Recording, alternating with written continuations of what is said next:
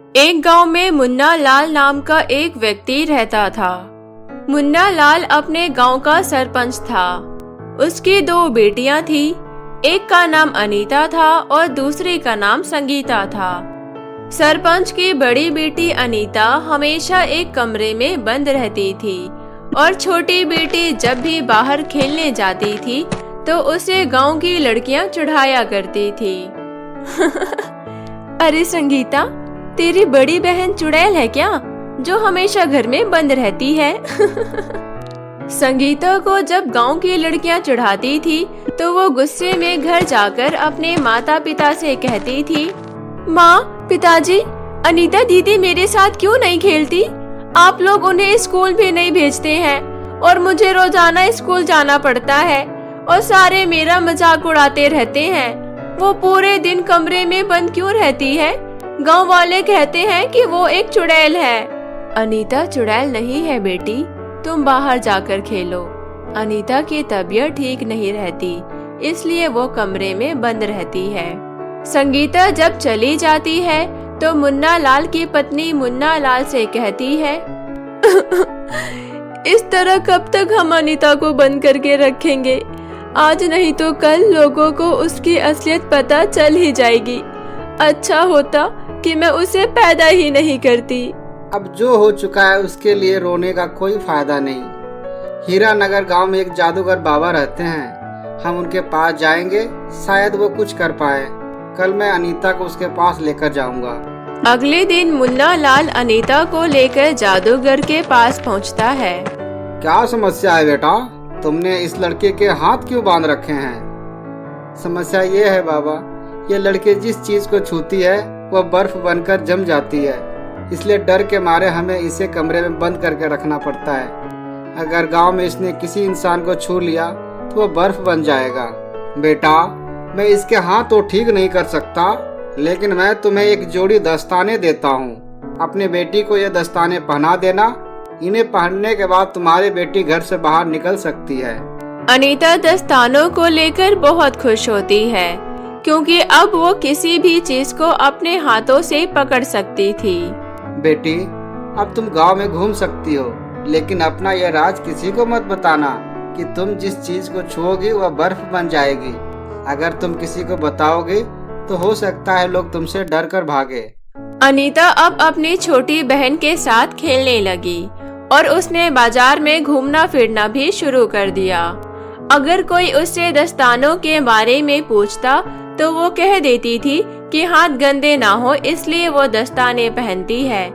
सरपंच की बड़ी बेटी को बचपन से किसी ने नहीं देखा था और अब जब वो बाहर निकलने लगी तो लोग उसकी सुंदरता को देखकर आपस में उसकी तारीफ करने लगे। पहले गांव में पिंकी नाम की लड़की की सुंदरता के चर्चे हुआ करते थे, लेकिन अब सभी लोग अनीता के बारे में चर्चा करने लगे। अरे सुनो, तुमने सरपंच की बड़ी बेटी देखी है? कितनी खूबसूरत है। अपने हाथों की सुंदरता को बनाए रखने के लिए दस्ताने पहनती है। पिंकी को गांव के लोगों की बातें सुनकर बहुत चिढ़ होने लगी। हाथों की सुंदरता बचाने के लिए दस्ताने पहनती है? कहीं ऐसा तो नहीं कि हाथों की बदसूरती छुपाने के लिए दस्ताने पहनती हो? इसके दस्ताने तो मैं उतरवा कर रहूंगी। पिंकी का जन्मदिन आने वाला था। वो अपने जन्मदिन पर अनीता को बुलाने के लिए उसके घर पहुंची और अनीता से बोली, अनीता, कल मेरा जन्मदिन है और तुम कल रात मेरे जन्मदिन की पार्टी में जरूर आना। तुम आओगी ना अनीता? देखो, अब मना मत करना प्लीज। ठीक है, मैं आऊंगी। रात को अनीता पिंकी के घर गई। पिंकी कोल्ड ड्रिंक में कुछ मिला देती है और अनीता के पास जाकर कहती है, अरे अनीता, तुम तो कुछ ले ही नहीं रही हो, ये लो कोल्ड ड्रिंक पियो। अरे नहीं नहीं, कोई बात नहीं, मैं बाद में पी लूंगी। अरे पी लो और शर्माओ मत, अपना ही घर समझो। पिंकी इतना कहकर अनीता के हाथ में कोल्ड ड्रिंक की गिलास दे देती है और अनीता उसे पीते ही बेहोश हो जाती है। जब अनीता को होश आता है तो वो बिस्तर पर लेटी होती है और उसके हाथ में उसके दस्ताने नहीं होते। ये सब देखकर वो घबरा जाती है। अरे अरे, मेरे दस्ताने कहाँ गए? अनीता दस्ताने ढूंढने के लिए रूम में रखी अलमारी खोलती है। वो जैसे ही अलमारी को छूती है वो जम जाती है और वो घबराकर दरवाजों पर हाथ मारती है तो दरवाजा भी जम जाता है। अनीता खिड़की से कूदकर बाहर जाती है और उसे बाहर पिंकी मिलती है।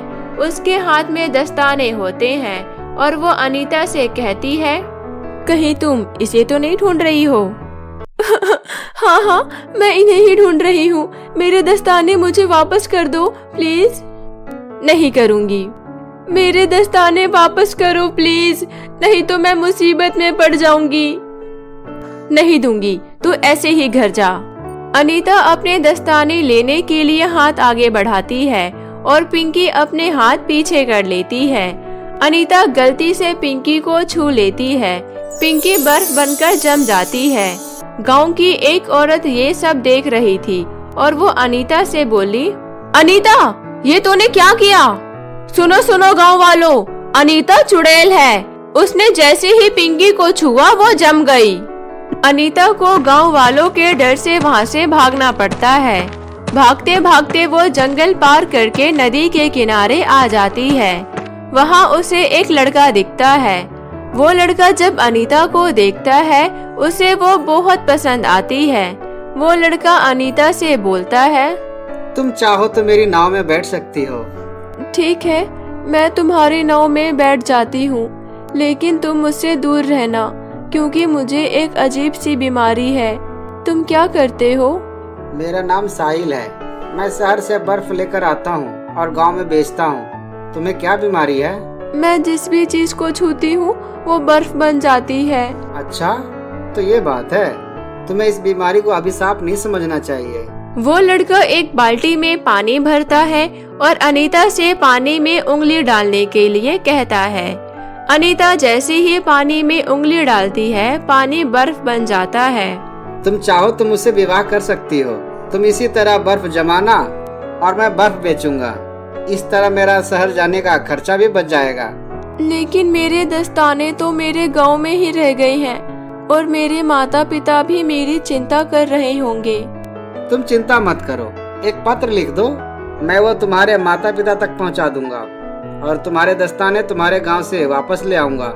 अनीता एक पत्र में लिख देती है कि वो नदी किनारे एक गांव में सुरक्षित है और विवाह करने वाली है।